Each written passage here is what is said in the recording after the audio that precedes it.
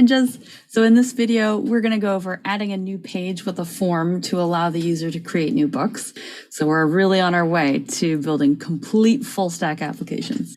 Okay, so far we've created a backend API for creating, reading, updating, and deleting books.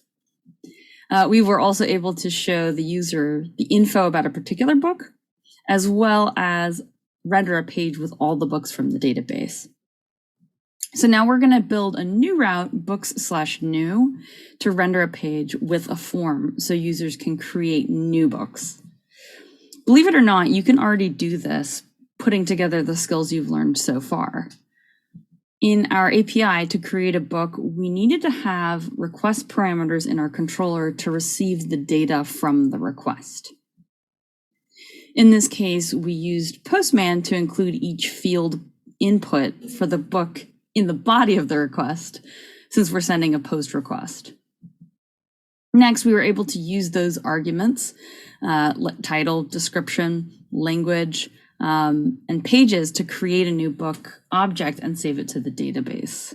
Finally, we returned the book we created and sent a serialized version of it back to the client as key value pairs.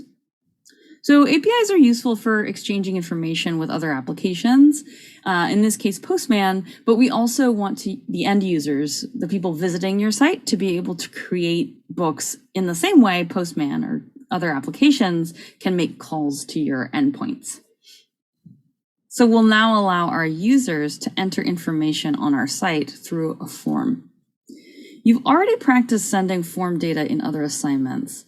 Let's see how you might build a create page given what you already know how to do. So your new method for processing the form would look a lot like the route to create a book in your old API controller. We indicate the method is post, give our fields a name attribute, send the data through the request, and then from there, the process is the same. We create a new book. And then the only difference is that here we're going to redirect to the /books route to show that their newly added book popped up on the list of books.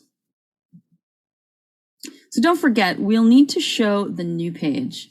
And for that, we'll need a separate route. A separate route that just shows the page with the form. In the next video, we'll go over how to handle user errors with a new concept, data binding.